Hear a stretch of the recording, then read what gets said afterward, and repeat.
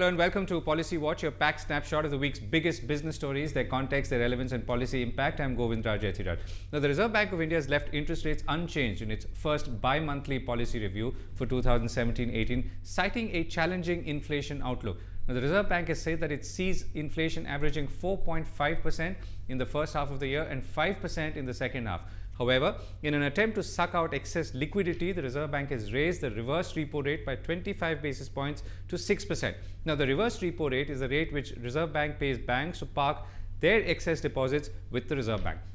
Now, given inflation fears, what does the outlook for interest rates look like and what are the broader concerns ahead? To discuss this, I am joined by Sujan Hajra, Chief Economist at Anand Rathi, and Atul Joshi, Chairman of the Economic Policy Committee at the Indian Merchants Chamber. Thank you both for joining me. Let me start with you, Sujan. So what's your sense? What is the Reserve Bank signaling with this policy?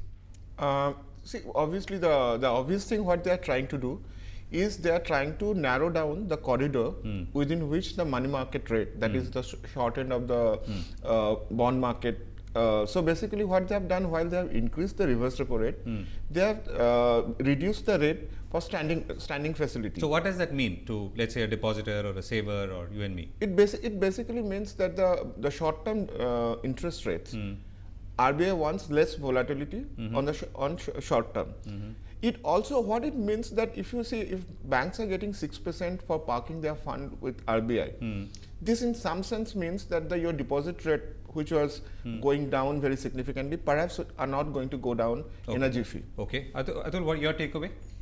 My sense is that RBI has by and large said that forget about interest rate cuts over the next 18 months because they have not only projected 2017-18, they've also said the first half of 2018-19 to be about 4.5, somewhere thereabouts. Which in itself is a good thing as some people see it. Because they're making a clear projection, so you know directionally where we're going. Yes. So, from the central point, which is 4%, they would be in the range of central point plus 1%.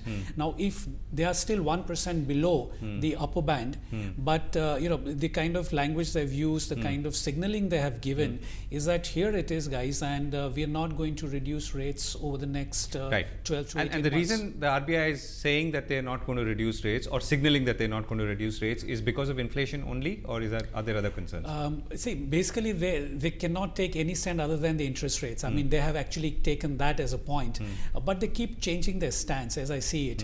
They started with CPI, from WPI they moved to CPI, then from CPI they moved to the core CPI. The wholesale price to consumer price, and now to core consumer now price. To the core, which is kind of in a way linked to the WPI, the wholesale price index. So they keep shifting their basis as such, which is one of my concerns, that you don't know what exactly is the milestone at which you could be confident that RBI is going to take some action. I think it's a very well positioned between 4 and 5% the inflation. It should actually give a reason for RBI to reduce the rates so that at least the retail lending can be pushed up. We're not seeing industrial lending as such anywhere coming nearby. But what we have seen in the last 2.5 years is humongous growth in the retail credit, and that's what RBI could support if they actually reduce the rates. But the Reserve Bank seems to be saying, Sujan, that we've done as much cuts as we could, and it's really up to the banks once again to transmit the rate cuts that we've done in the past. Now, in that regard, there is a slight confusion because if you have increased the reverse repo rate, that means typically you have reduced the opportunity cost for banks to park money with RBI. So given that, actually it will slightly confuse banks because they might take it as a signal that's the end of rate cut. So in that sense, I think this actually works contrary to the transmission. RBI earlier said that they have cut the repo rate by 175 bips since early January, and banks have transmitted only half of that. So with the expectation that the transmission will happen, and given the current situation when the liquidity in the money market is in the surplus, the chances of transmission was pretty high. On the top of that, you are cutting the small saving rates, which is obviously a typical... Right, but that's at 6%. I'm just saying layman's language. If I park it with the Reserve Bank, I'm getting 6%. If I lend it to you, I may get 9% or 10%, isn't it? Or You do, but here you are taking a lot of risk. Here your operating cost is typically much higher. So obviously, if you look at the net interest margin of the banks, the blended yield which you are getting, and if you net off the expenses from there, it's not very significantly different from 6% which you learn from RBI. Okay. So it's a recipe for lazy banking. Okay, Atul? If you see the retail lending rates, housing loan for 20 years, you could get it at 8.25%, which is of course on monthly rest basis. So let's say 8.5% on yield basis, plus maybe 0.5% of the upfront processing fees, etc. But that is not really, accruing to the net interest margins, which is at present is about 3.25%. So what the banks will need to do is to get into more riskier kind of lending, which is personal lending, credit cards related, which we had seen between 2006 and 2008, and the kind of write-offs that the banks have had to see. Right. Same thing we had seen in 2002 to 2004 when the interest rates were at about 5.75. So I guess this is where the banks will have to wait for the industrial recovery to happen to bring a balance between the lending mix. Today almost 49% of the banking book is in retail, which I don't think is a very healthy sign. What should it be according in your mind? My sense is that if you're looking at a higher growth rate, it cannot be retail led.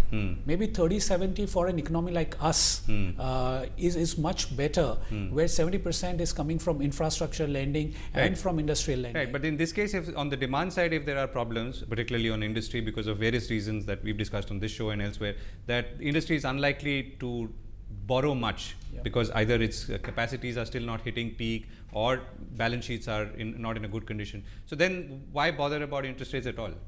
That's true. I mean, in a way to speak, that the RBI monetary policy actually is immaterial now. Given the way the stand has been, and I think over the next 1.5 years, it'll actually become inoperative. And we find that RBI is spending more time talking about banking reforms, which is not the mandate of MPC, so to speak. Right. It's not the right platform. Right. But I think the opportunity that needs to come is only on the infra side, and that's where the mix between the lending book and the investment book, we would see that change. Today, the WITs and the InvITs have been allowed. It's sitting as actually the asset side of the book in terms of the, let's say, the LRD, lease rental discounting. The same thing would now go into as REIT, into the investment book of the bank. But in the bargain, the bank would be able to make some interest rate arbitrage. And that's one of the new things that have been announced in this policy. Okay, so Sujan, going forward, what are the other factors that are weighing in when it comes to trying to predict which way monetary policy could move? I think the biggest because let me add quickly on that, because the Reserve Bank did talk about monsoons. It talked about, let's say, a flow of consumption because of pay commission hikes. See, what I think the reason why RBI can cut rate is if inflation softens more than what RBI is expecting, or if growth falters more than what RBI is expecting. On the other way, if the growth is stronger than what RBI is expecting, and if the inflation is higher than what RBI, but that's the basic thing. My sense is, my study suggests actually inflation will do better than what RBI is expecting, and as also growth. So you are in a situation of dilemma: softer inflation, but stronger growth. And particularly, and when you say stronger growth, it will be mostly fueled by private consumption, as you have seen since 2012. Because if you look at the focus of this government is more towards agrarian and the rural sector. That's how the spending is.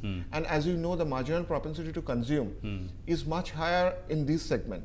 Also, the fact that you are putting a lot of curbs on asset holding from proceeds of black money. Corruption is not going to go away from India. So if you can't save it, you spend it.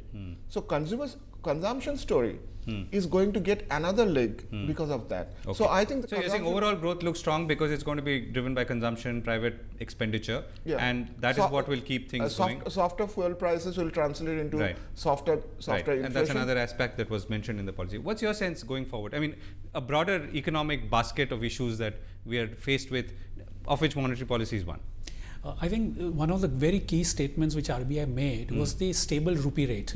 Now, given that you have the globally interest rates softening era coming to an end and probably setting into a rising interest rates, there potentially could be investment flows towards the US or the advanced economic currencies.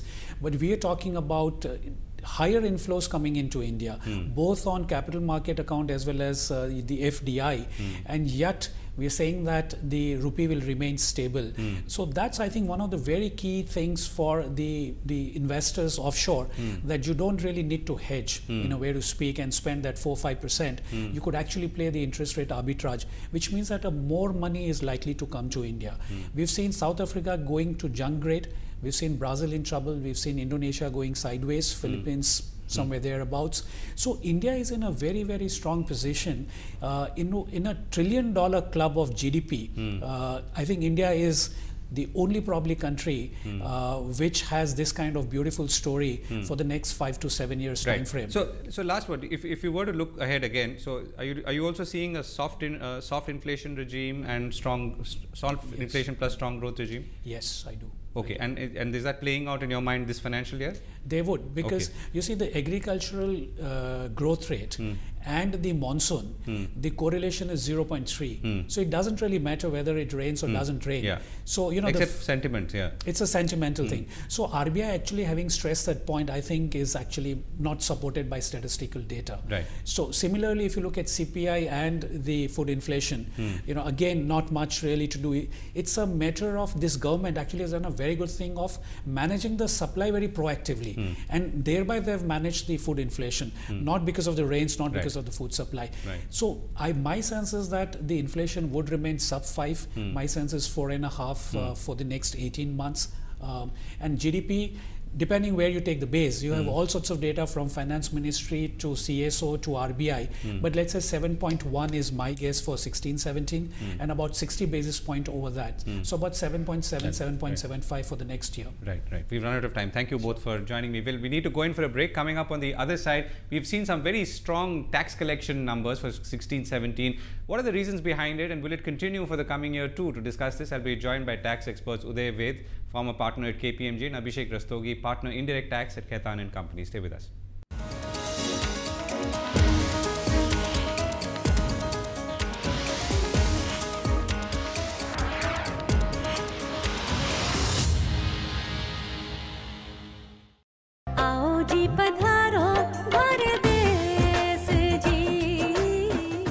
सौंधी मिट्टी से आती एक दिलकश आवाज। इतना तो कहा गिरधारी, बसो मोरे नैनन में नंदलाल।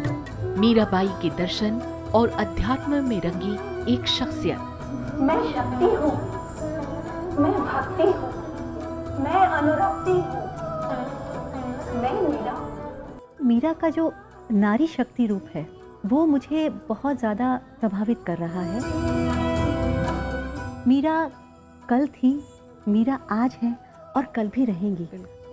मिली शख्सियत में इस बार गायकी और अभिनय की दुनिया के रोशन सितारे मनीषा अग्रवाल से शनिवार रात 10:30 बजे और रविवार शाम 4:30 बजे सिर्फ राज्यसभा टीवी पर।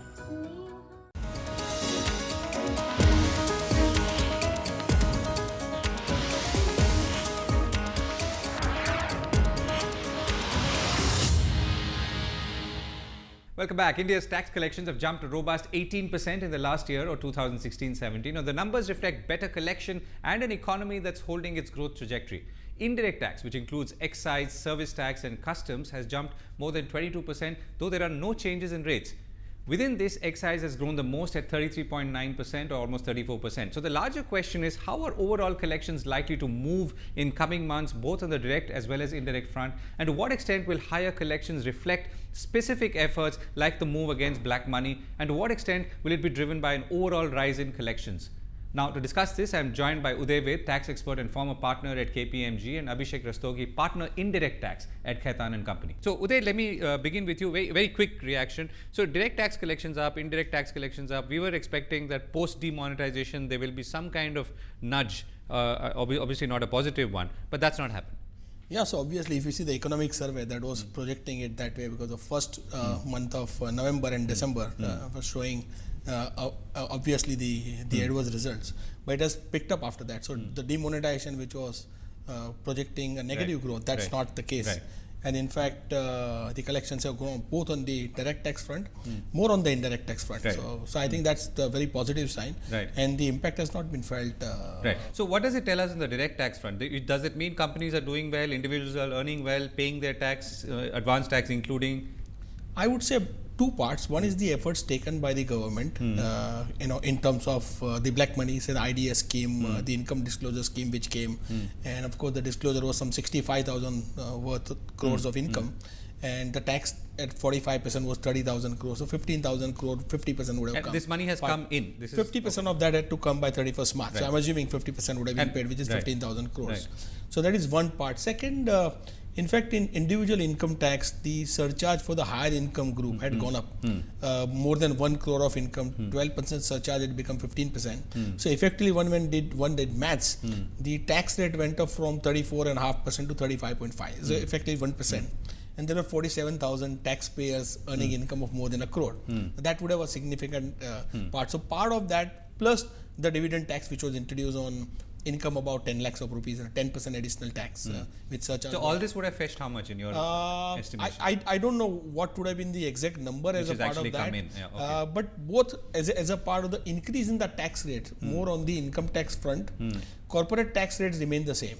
So on the tax front, I think larger part would have been better collection, I would say, which is what about 18% in income tax and corporate tax 13-14%. Certainly is the growth number that Right. seems to be reflecting. Right. On indirect tax front, of course, the rates have not changed, and so I think there's certainly a better collection. And let's get some more Yes. views on that. So, Abhishek, what's your sense? So, or your broad sense first. How come the numbers are so strong, particularly at a time when people were expecting otherwise?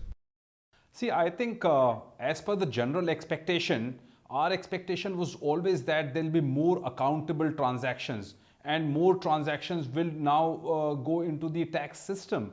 And that's exactly what has happened, and the effect of demonetization. And if you remember, I mean, in one of your show, we were discussing about, what would be the impact on the tax collections. And the analysis even that time was that if we see the excise duty and these indirect tax collections on petroleum products, that had gone down in that period, demonetization and the couple of months after that. But the overall indirect tax collections increased tremendously. And answer, I think, is very clear that a lot of these transactions which were not getting accounted, got accounted in that period and henceforth. And remember, we are in the transition phase from this era to the GST era. And now, because a lot of these transactions have been accounted in the system by, the manufacturers, or for that matter, Abhishek, the do you have small any numbers on that? I mean, what could be the proportion of transactions which were perhaps outside the realm of, outside the tax net, but are now come in or will come in into the tax net? See, we were doing some analysis on it. I'm not sure about the complete number, but we feel that about 3/4 of this additional tax which has come would be maybe by account of these additional transactions getting reported. And I'll give you a small instance. So, for example, if you have to go to, let's say, a very common service provider, let's say a barber, but even that 200 rupees or 300 rupees which you would pay for a haircut, you would pay it through Paytm, or you would pay that through a credit card. Now what has happened is, suddenly in that period of 2 to 3 months, the service provider, or for that matter these small manufacturers, their turnover has increased. Now this gets accounted in the system, and after the period of this 2-3 months, they were not able to reduce that. So which means basically that there was some element of evasion which has now been managed by the government authorities very, very tactfully by way of this demonetization. Okay. Let me come back to you there. So, in the case of indirect taxes, a lot of unaccounted transactions getting accounted, and that's one reason for the kicker. So, what about direct tax? I mean, and what does the trend and the trajectory look like if you were to look, let's say, in the coming year, financial year? So certainly, as far as the corporate tax collections are concerned, I think that is clearly a growth area, I would say, and that's where the demonetization has not really impacted it adversely, as I said.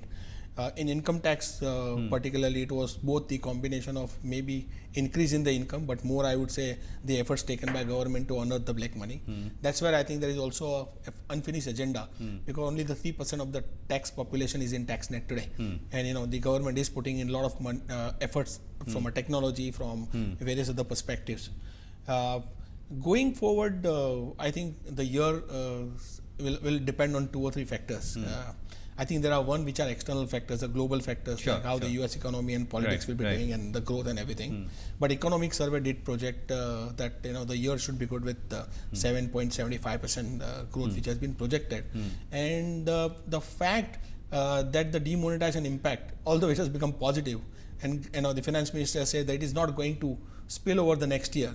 And so I think from this year onward, I would see so all you're the saying, income getting... You're saying look at growth. I mean, we're coming back to core growth, and core growth driving tax collections in this case. Yes. What's your sense, Abhishek?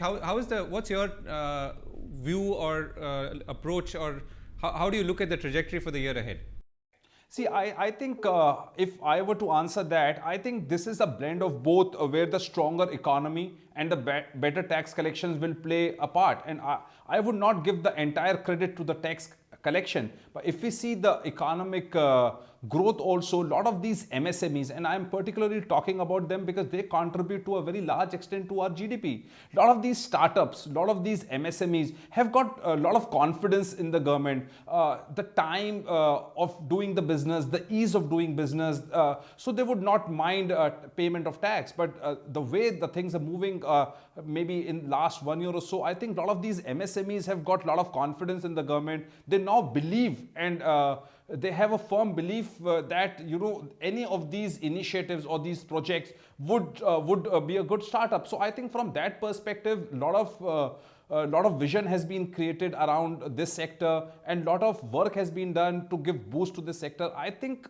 that is contributing to a very large extent. And even if you see the export numbers, even the export of services numbers, they are contributing significantly to the exchequer. So from both the perspectives, I think better tax collection and the way these MSMEs have been operating in last 6 months to 1 year, I think that has been tremendous. Okay, so the other element, of course, is GST. Now we have a fairly clear timetable. How do you see that contributing to the overall tax kitty? Oh, I think it will be a fundamental change. I think it is a big reform. We have spoken about that several times.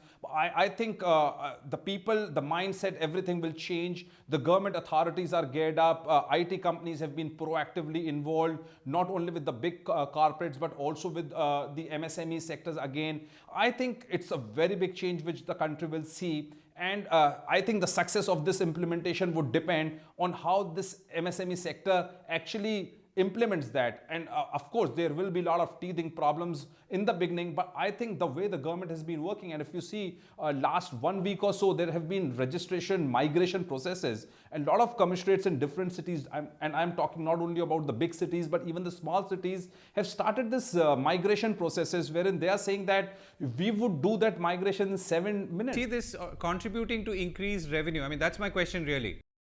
So I think as far as the increase in revenue is concerned, definitely there will be an increase in revenue. And why I say that is because the committee for the rates is doing a mind-boggling job on this transaction, because they want to apply those rates which best fit the system of the current tax structure. So for instance, if the rate under the current system is, let's say, about 14%, the rate for that supply and for both goods and services could be 12%. And now that we have that flexibility of multiple rate structure, definitely the rate will be closer. But I think from where the tax collections will increase will be from the better tax compliances. And hold it up there for a second. Uday, let me get you in here. So if you were to look at now what we need to do, I mean, to make, let's say, the taxpayer also feel equally involved and not feel pressurized, what is the unfinished agenda there?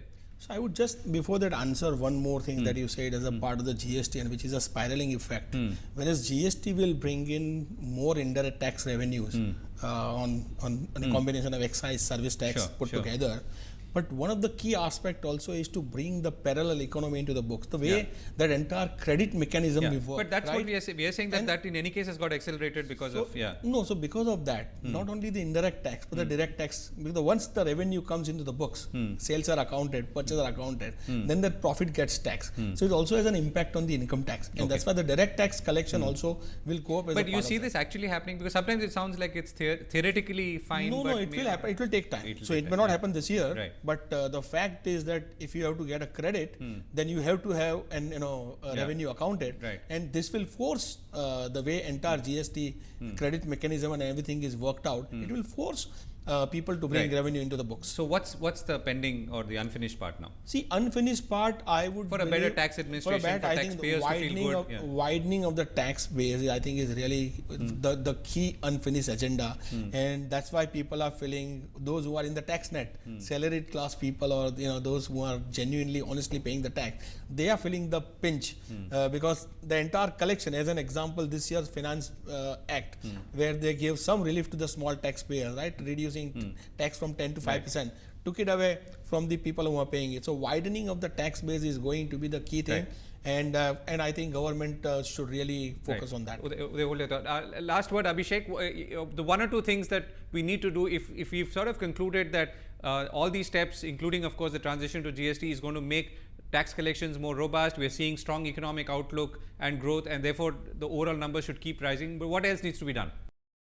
See, I think there are a couple of things which need to be taken care of right now, and it will help in the tax collection and reducing disputes. For example, what happens to the anti-profiteering provision?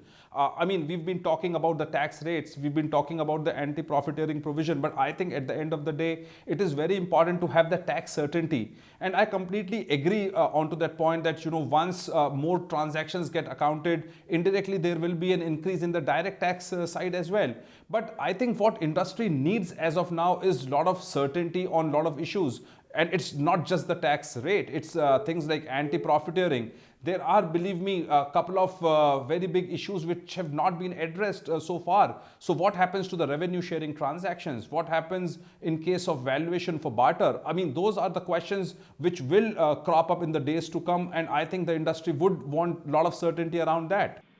So the good news is that collections are looking good, the numbers are rising, but as we go along, we need to obviously make things equally smooth from an administrative point of view, particularly for taxpayers who want to stay in the system and increasingly contribute to the And exchequer. the last part, Right. I would say actually there, that from a taxpayer's perspective, what government is also trying to do, because there's a lot of harassment or litigation and everything.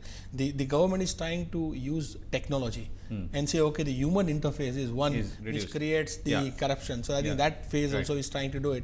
That will and improve that's a good thing as well. Right. Yes. We've run out of time, Uday and Abhishek. Thank you so much. That's all we have time for on Policy Watch this week. We'll be back next week, same time. Thanks for watching.